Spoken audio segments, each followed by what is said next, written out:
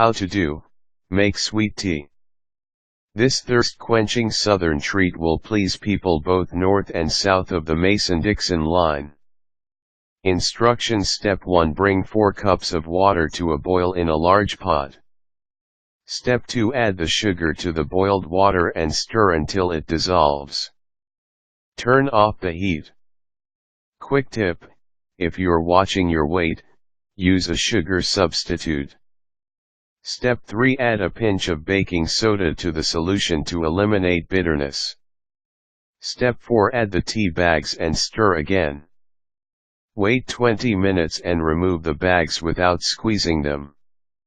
Quick tip: a family-sized tea bag is equal to 4 individual-sized tea bags. Step 5. Pour the tea into the pitcher. Top it off with cold water and stir. Step 6. Pour your sweet tea into a tall glass. Serve over ice with a slice of lemon or chill it overnight. Did you know, in 1795, André Michaux imported the first tea plant to the United States and planted it near Charleston, South Carolina.